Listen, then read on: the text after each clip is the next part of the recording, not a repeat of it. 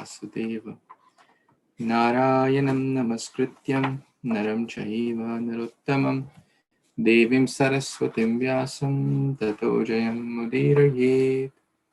Before reciting Śrīmad-Bhāgavatam, which is the very means of conquest, one should offer respectful obeisance unto the Supreme Personality of Godhead, Narayana, unto Narayan Rishi, the supermost human being, unto Mother Saraswati, the goddess of learning, and unto Śrīla Vyasadeva, the author of Śrīmad-Bhāgavatam. Nashtaprayeshu abhadreshu nityam bhagavata sevaya bhagavati uttama shloke bhaktir bhavati naishtaki. By regular attendance in the classes on Śrīmad-Bhāgavatam and by rendering service unto the pure devotee, all that is troublesome to the heart is almost completely destroyed, and loving service unto the personality of Godhead, who is praised with transcendental songs, is established as an irrevocable fact.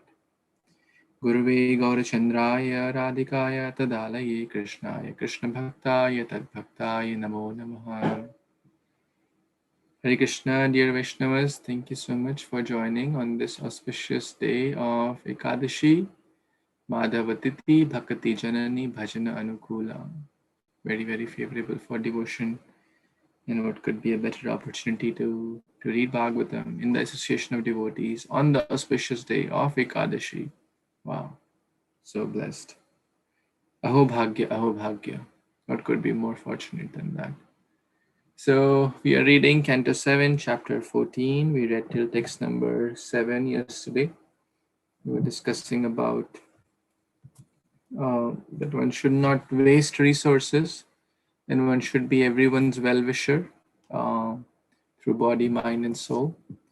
And one should not be doing things beyond necessary, whether it is eating, sleeping, mating, defending, etc. So Bhagavad Gita also says, Yuktahara viharasya yukta sapana chetasu. One should regulate one's eating, etc. Text number 8, let's continue. Chapter 14. Yavad bhrita jatharam tavat swata swatvam hi dehinam adhikam yo abhimanyeta saste no dandamarhati. Translation and purport by His Divine Grace, A.C. Bhaktivedanta Swami Prabhupada, Srila Prabhupada Ki Jai. One may claim proprietorship to as much wealth as required to maintain body and soul together, but one who desires proprietorship over more than that must be considered a thief, and he deserves to be punished by the laws of nature. By God's favor, we sometimes get large quantities of food grains or suddenly receive contribution for unexpected profit in business. In this way, we may get more money than needed. So, how should that be spent? There is no need to accumulate money in the bank merely to increase one's bank balance.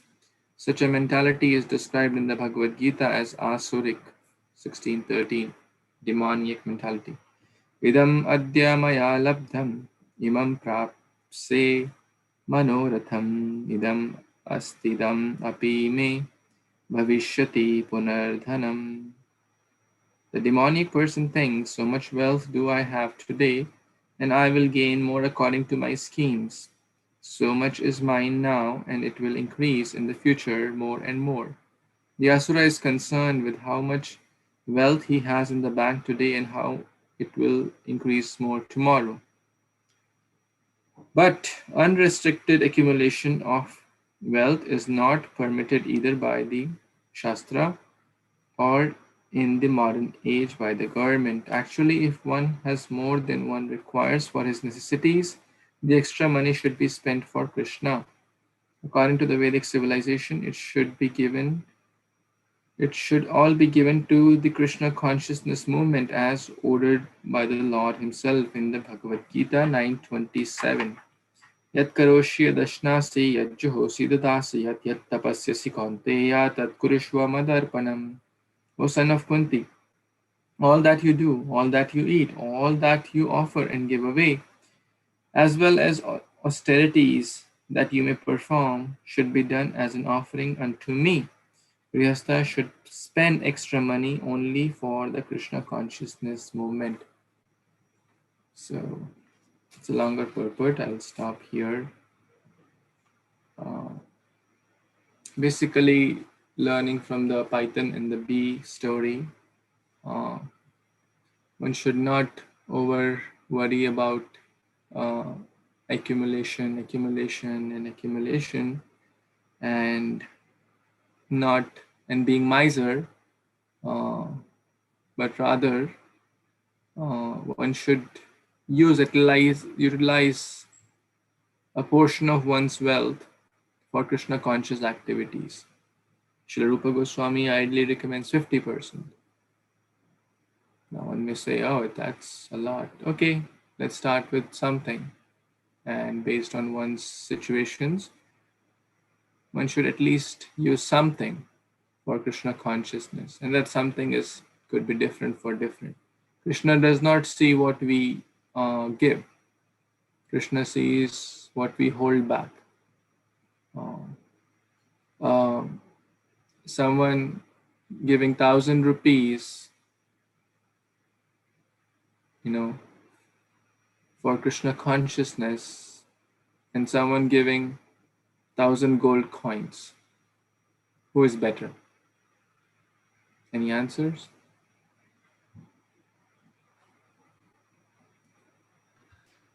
Who would like to answer this? Umesh Prabhu wants to answer? No one. Huh? No one. No one is better. Okay. Anyone else would like to answer? Yes, Nandini Mataji wants to answer. Hare Krishna. Whoever is has the least is better. In proportion, they are donating. So depending on how much they have and how much they are giving, that's the ratio to observe. Mataji. Anyone else would like to answer? Yes, Puna Mataji, you want to speak something? Hare Krishna Prabhuji. What is the feeling, what is the motive behind one who is donating or giving, or with what kind of um, bhakti or Intention. intention Yeah. you are giving? Yes. Very nice. All these answers are nice. Krishna, we have discussed, does he need our money? Lakshmi Sahastra Sambhrama Sevyamana. Thousands and thousands of Lakshmis are waiting to serve him in line. Then why is Prabhupada saying one should donate for Krishna conscious movement by distributing books, by distributing prasadam, building temples, and building farm communities and govindas and deity worship, so many things, serving brahmacharis, etc. Not for them, but for our own purification. Like we take bath. Why do we take bath? For our neighbor, for our colleague. We take bath for our purifying our body. Similarly, when we give in Krishna conscious charity, it is not for I am doing a big paropkar for the temple. I am purifying my own wealth, because any source of income, whether it is business or job or anything, even the purest of the purest source, like a teacher, it's quite Brahmanical. But the teacher has to take his or her car and go to the school or college. And in the process, many ants and jivas are killed. Can they avoid it? No.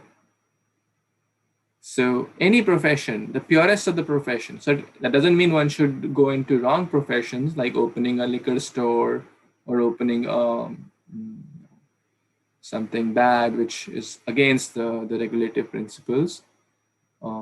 That should certainly be avoided. But even in the purest of the pure profession, whether it is doctor, engineer, lawyer, teacher, any professions has some sinful activities involved, knowingly, unknowingly. So yes, one must use a portion of one's wealth for Krishna consciousness, and it will make us detach. Oh, it's not just me and my wealth, I, me, mine. It is Krishna's. And actually, in the Vedic culture, they would give everything to the Guru. We read that the symptoms of brahmachari. They would give everything and then they would beg, Gurudev, I need to take care. Sridhar Satsarup Maharaj and many examples, many Prabhupada disciples, they would bring everything they earn. Prabhupada, this is for you. And then they would beg, can I, use something to put fuel in the car? Can I take $50 to get some grocery? Which will make us humble. I know some devotees, they do this, Krishna, this is all thing is yours. And then we beg, Krishna, today I have to go to get grocery for my family. Can I use $100 from your wealth to get grocery for my family? And then I'll serve you bhoga and then we'll take Mahaprasad.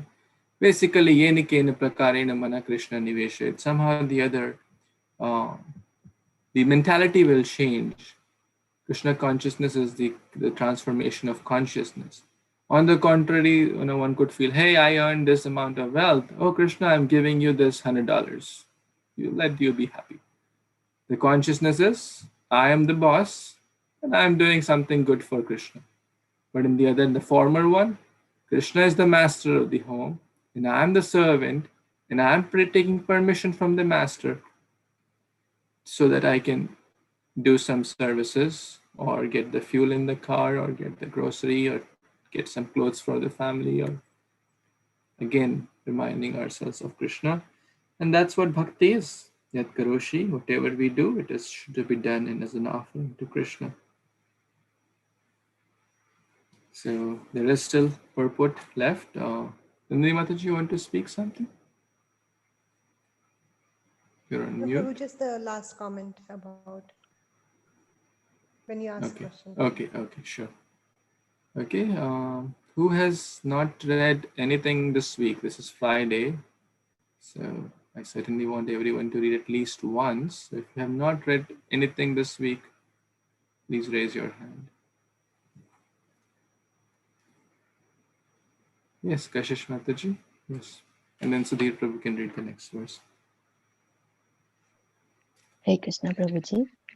So I shall start from the Grihasthas should give contribution, right? Yeah. The Grihasthas should give contribution for constructing temples of the Supreme Lord and for preaching of Śrīmad-Bhāgavatam or Krishna consciousness all over the world. Shravanam Bhagvato Bhiksham Avatara Kathamritam.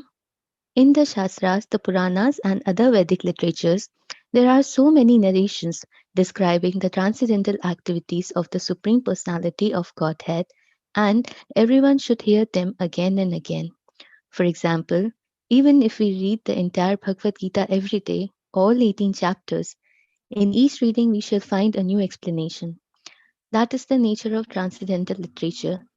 The Krishna consciousness movement therefore affords one an opportunity to spend his extra earnings for the benefit of all human society by expanding Krishna consciousness.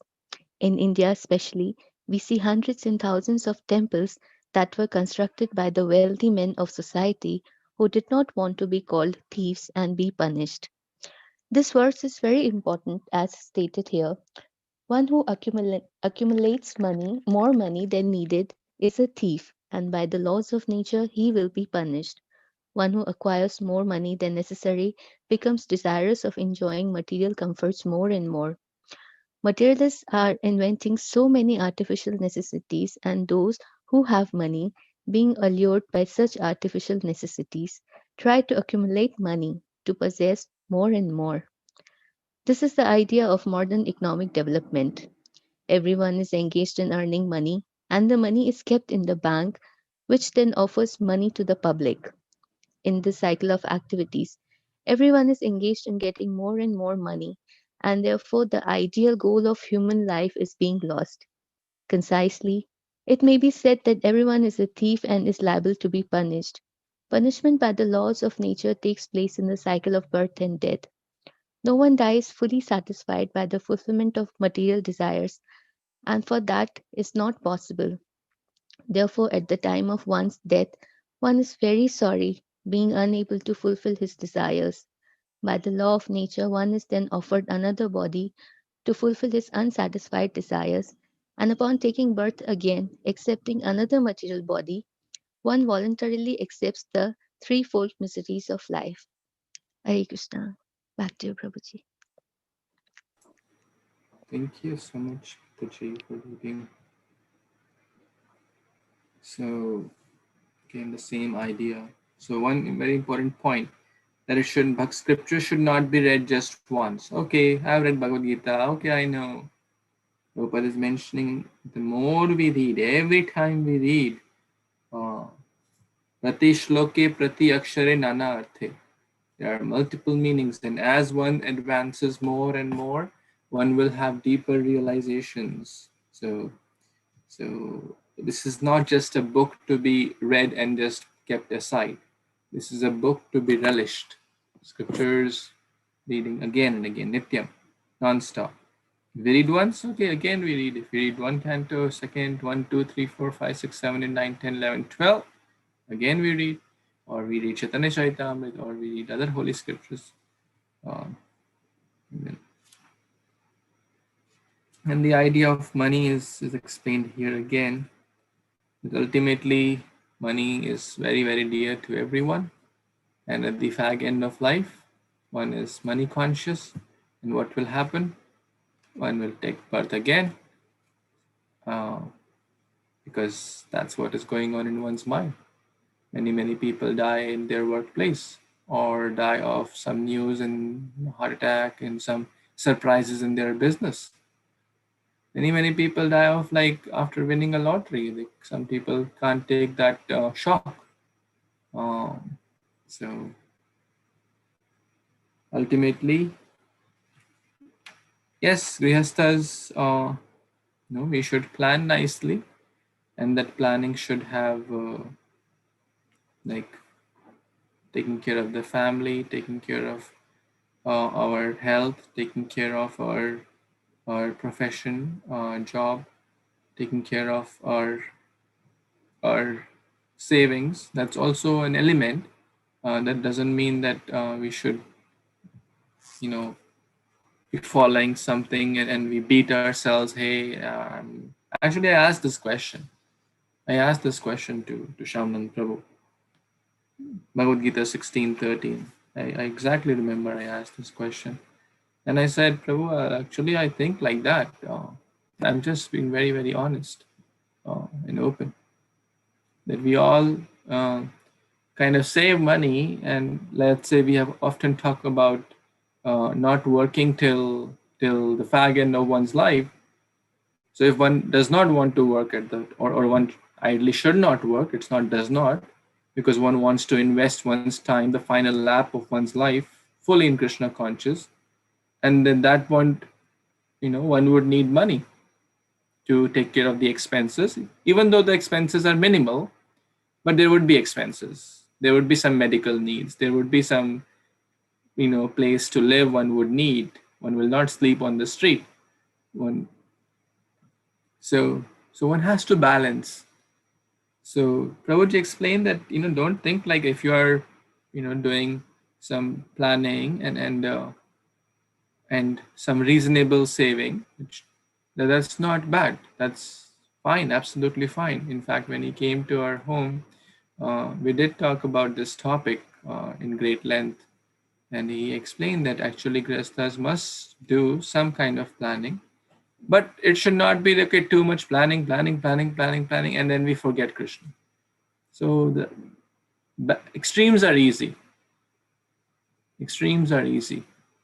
But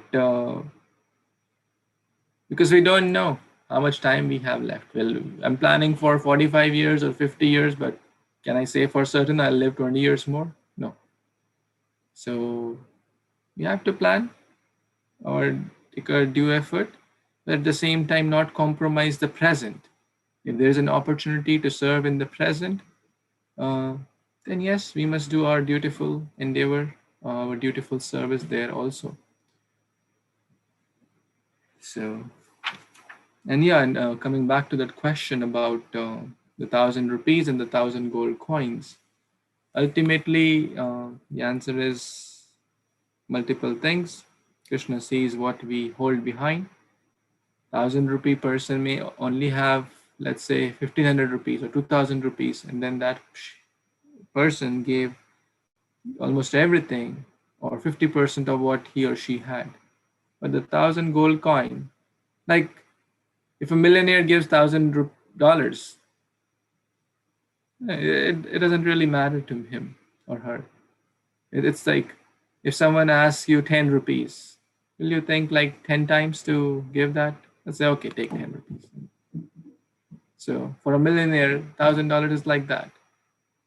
Or similarly, for a multi-billionaire, if it's like $100,000, it's nothing for him or her. So, but Krishna does not see what we give. Yes, we should give to the best of our abilities, but also in the right consciousness that Krishna, I am not giving you.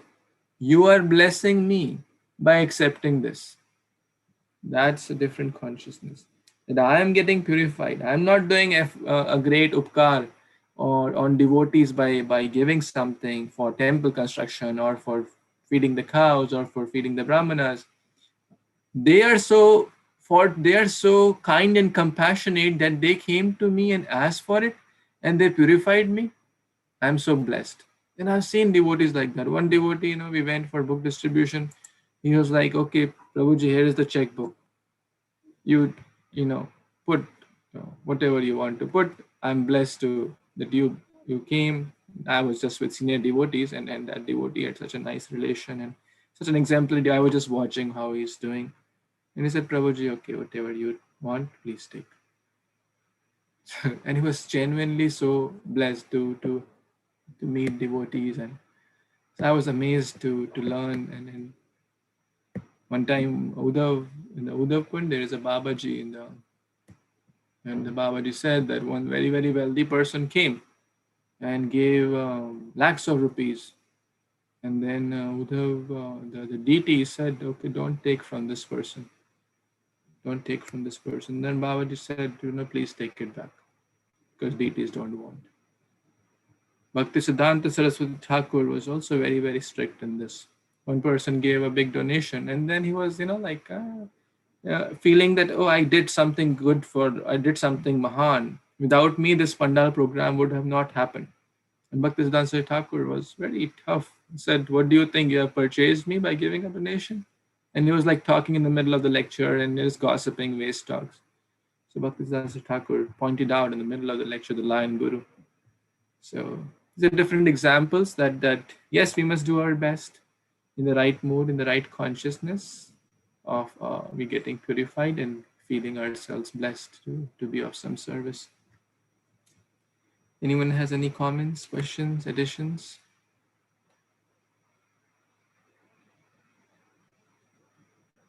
Okay, let's read the next verse. Yes, Sudhir Prabhu. Thank you, Prabhuji. Hare Krishna, Dandavad Pranam, everybody. Text number 9. Mrugrostra khara markhau sarisprakhaga maksikha atmana putravat pasyat tairisam antaram kiyat.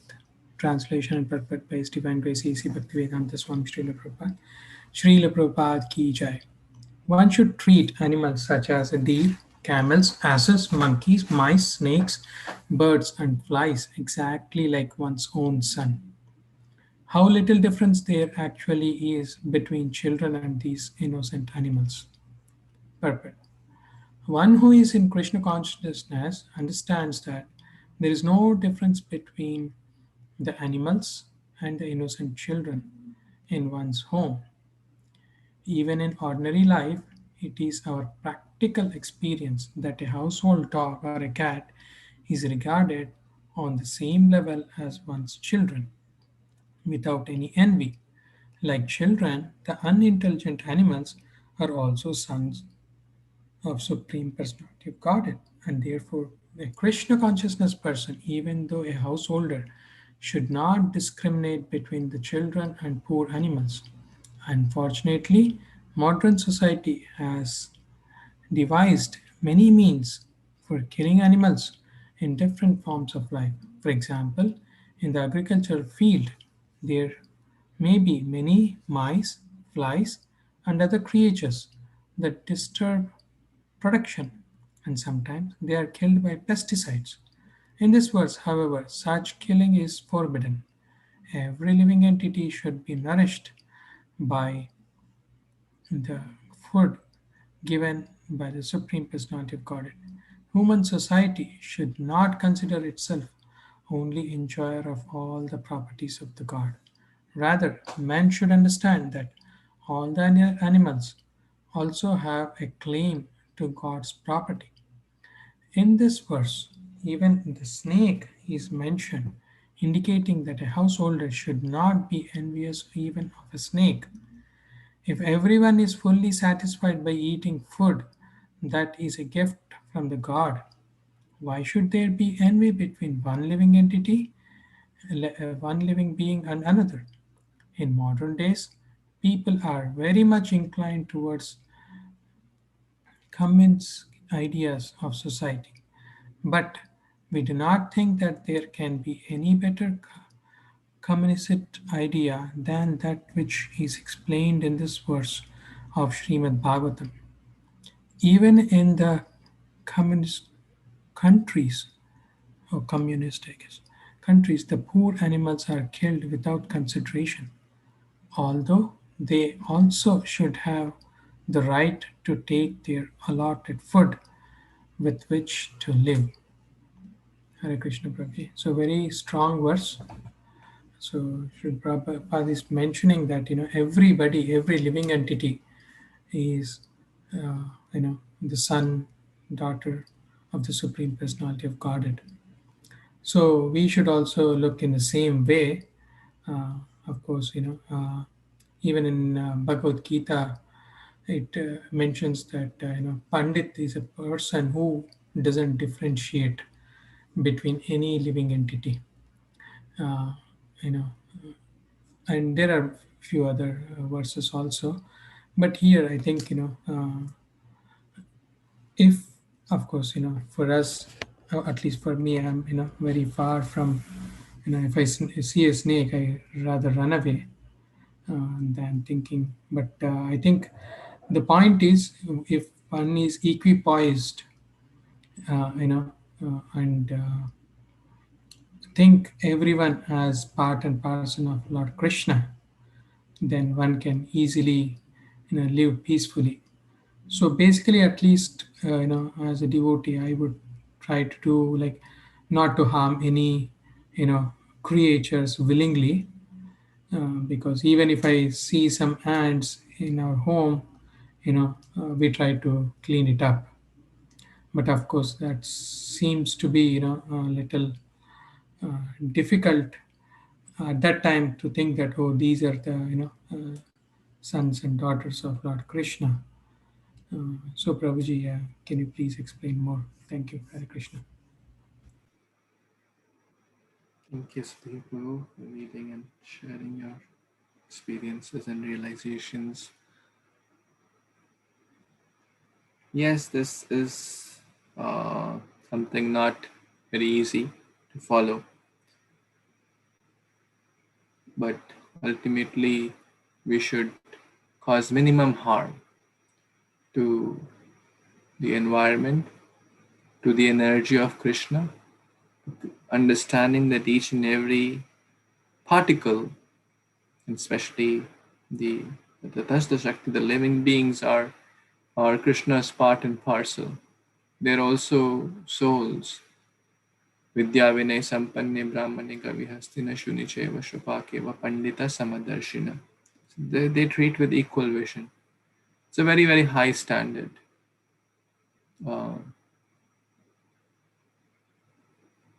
Nowadays, many people love dogs, cats, they have as pets. But the very same people will eat, most of them, they will eat chickens, fish, etc. They will hunt deer, they will do fishing. So there are many organizations also which say, hey, don't like PETA and all that, and which discourage animal violence, which is all good. But the same people will be, okay, they'll discourage violence on dogs, on cats, but they may be eating other stuff. Or so this is not real communism, Prabhupada is writing.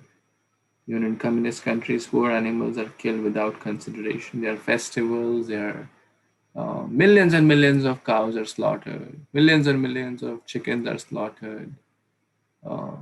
It's a very sad situation. So we must do our best what we can, firstly at home and outside. For those who are supporting cow protection, we must do our best by supporting those people. We cannot maybe keep cows at home, but we can support those who are doing in cow farms, etc. So in that way we can show our support, and whenever we get a chance we can go and serve them personally as well. So, and at home, try to cause minimum harm. Knowingly, unknowingly, insects will be killed. And I asked this question to one devotee. Insects are killed at home. There is absolutely no doubt.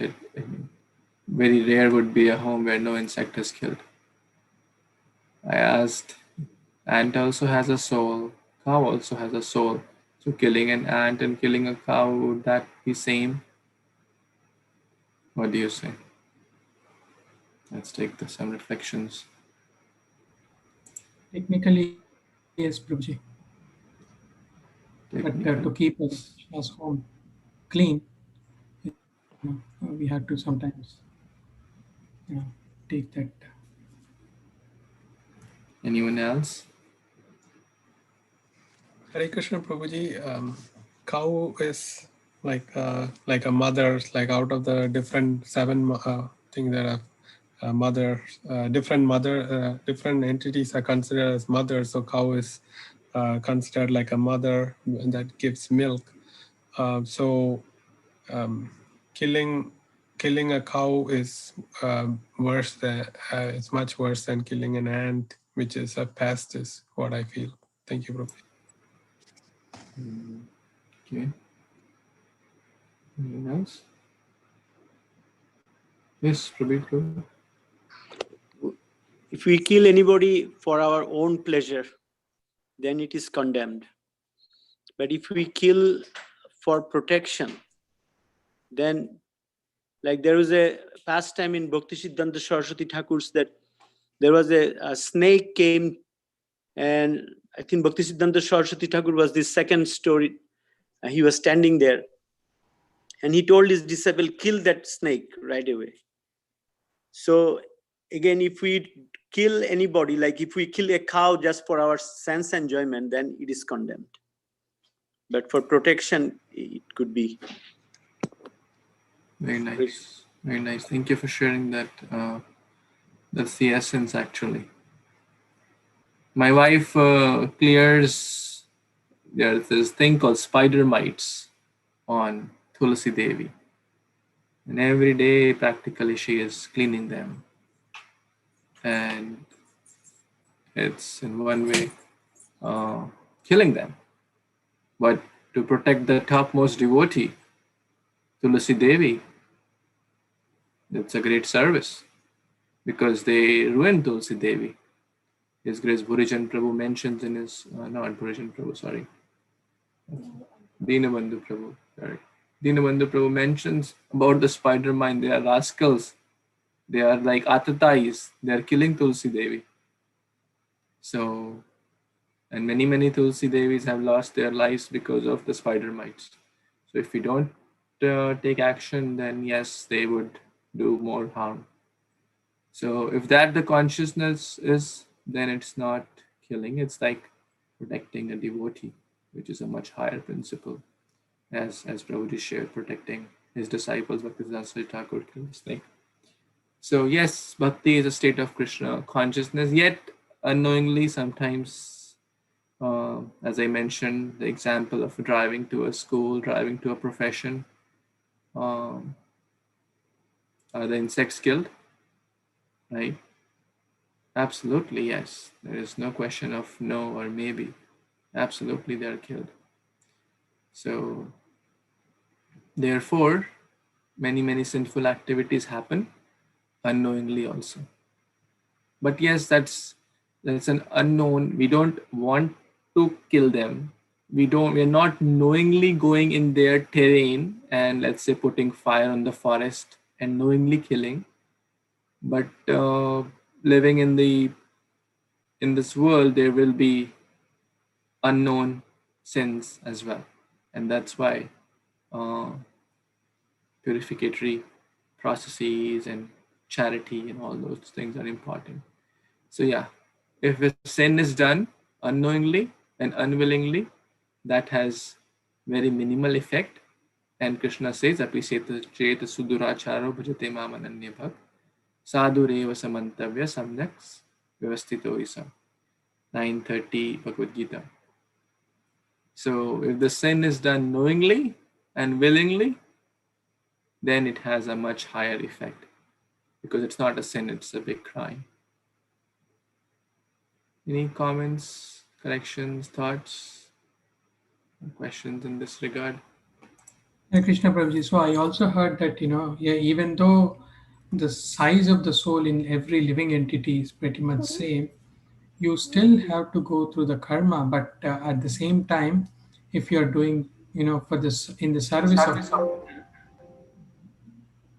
if you are doing in the service of Krishna, then all those, and like it is telling that sarvadharman parityaja mamekam sharanam vraja ham tum sarva papebhyo mokshisya. So he will clear off all the sins. So is that correct, Prabhuji?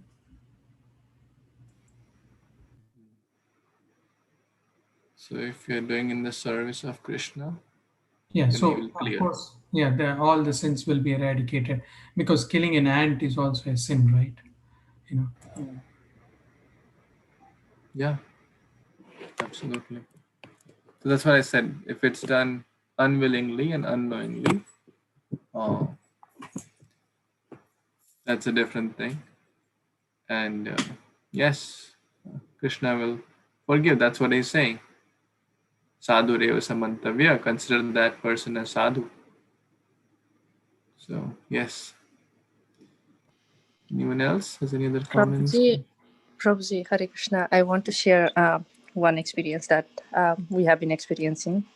So, yeah, killing definitely is wrong. So, even while we are killing mosquito, my mom, she always used to say Vishnu Vishnu while killing it, because it's like, I know killing is wrong, but I am in my full consciousness, I am killing, but I am killing for a reason. So either she kills the mosquito or spider, she always say like, even for the cleaning purpose, she's like always say Vishnu Vishnu after killing or anything. That's funny, but also like that's something I have also been practicing, learning from her. I mean, at least that gives a sense of, like chama kind of, feeling. I know I am doing wrong, but still I'm doing for a reason. So there is kind of like forgiveness, asking for the forgiveness. Hare Krishna. Hey Krishna Prabhuji, I would just add something over here. Same thing, same incident happened that before it was a normal thing to spray all out and, bag on everywhere. But from last some time, my son, he says, Mama, let's put this anti-mosquito lotion. And we have thrown away all the bag-ons in our house. So this is what we can do, self-protection. Small Very things, nice. but yeah, Yeah, small Krishna things, but maybe says. they will bring changes. The internal, the spiritual change, having compassion for even a small mosquito and being careful even if a small ant is there. It's not that we are not we are completely, avoiding, but we are trying best to not to harm even a smallest, tiniest creature. Hare Krishna. It's very nice. It's very nice. My father would always scold me when I was a child and would kill, mosquitoes, like pat them and gone. And I was very naughty child, and my father would always scold me and sometimes he would hit me. And now I'm realizing that that's such a devotional principle, and I was just like crazy. So yeah, all these are great points. Any other comments or questions on this? Hare Krishna Prabhu, I would like to add a little bit. Once time in our Kalasi temple, after program, we saw like a frog in the temple room. So one of our devotee get him, show to Gaura Nitai, and then he just threw him out. So that's what he said, Lord can bring anybody. So he just gave the darshan to that frog, and then he threw out. Nice. Okay. Always, these are small things, but small things add up. Yes, in the middle of Bhagavatam chanting everything, we should always be cognizant of these small things as well. Okay. Any other comments, question? Because actually tomorrow is Vaman Dwadashi, and our dear Vamsilas Prabhu is preparing nicely, so I know he'll hear a wonderful class tomorrow. And day after, Mother Narayani Mataji would speak on text 10, so I don't want to jump forward, and it's anyways 8:45. Any last quick comment or question before we stop for today's discussion? So, Hare Krishna Prabhuji, one dilemma is that, as you know, in our backyard, there's a lot of Tulsi plants, Tulsi Devi, and they grow everywhere, almost all throughout the backyard, on the flower top, everywhere, and even the walking path. So the problem is that when they grow on those places, like lawnmowers comes, they definitely step on them. So I took them out totally and served to the Lord. What is the effect for me? You took the Tulsi out. Yeah, because they're on the walking, and the lawnmowers come, other people comes for maintenance, so definitely they'll step on it. Without stepping them, you cannot come in, and there are so many. So when they're small, I take them out, wash them, and use for puja or offering.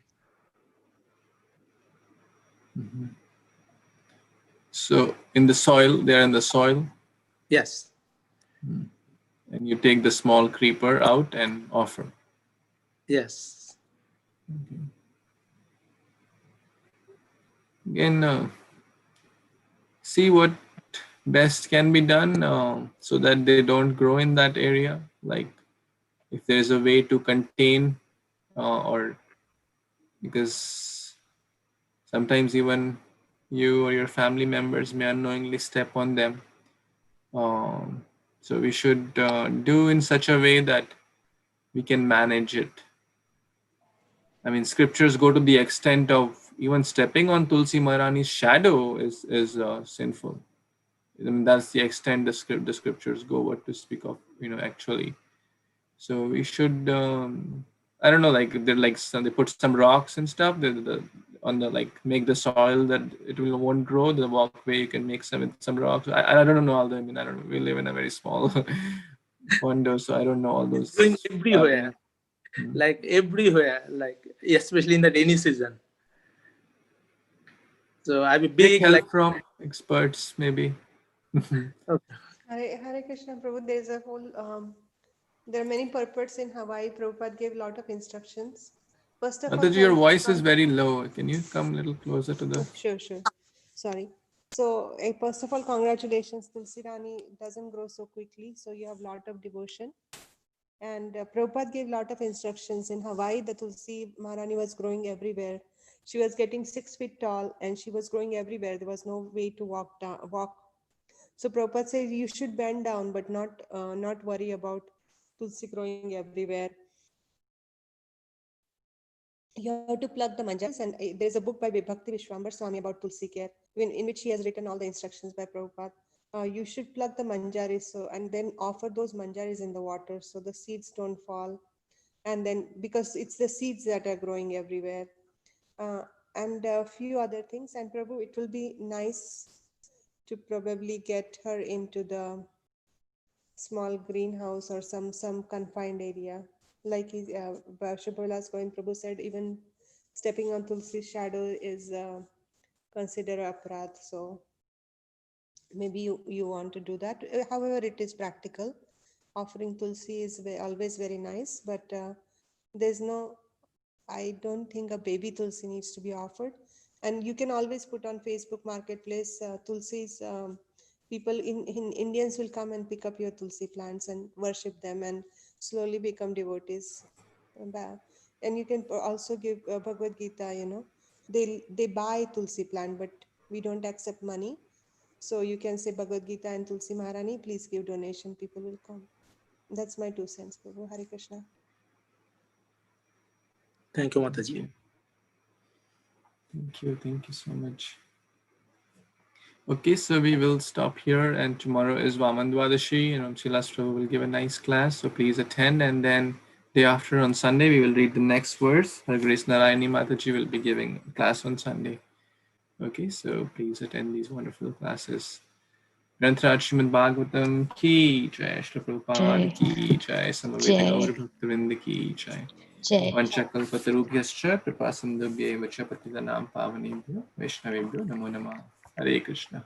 Hare Hare Krishna.